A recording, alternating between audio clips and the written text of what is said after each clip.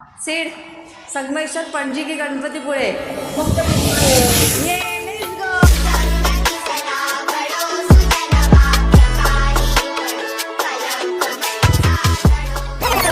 संगमेश्वरला पोहोचल्यानंतर आम्ही अचानक प्लॅन बदलला आणि थेट गणपतीपुळ्याकडे निघालो। हा निर्णय पूर्णपणे अनप्लॅन्ड होता, पण यामुळेच आमचा प्रवास आणखी खास बनला। 19 मे रोजी विनायक चतुर्थी असल्यामुळे मंदिरात दर्शनासाठी प्रचंड गर्दी होती, त्यामुळे आम्हाला बाहेरूनच बाप्पाचे नतमस्तक व्हावं लागलं।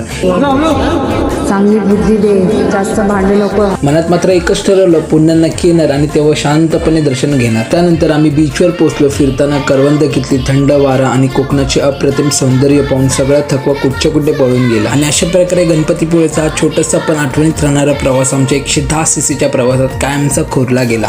आम्ही परत आलो आमच्या गाडीच्या इथे आणि फायनली आम्ही एक्सप्लोर केला, एवढा पण नाही, पण दर्शन तर नाही भेटलं, लांबूनच घेतलं कारण का खूप गर्दी होती।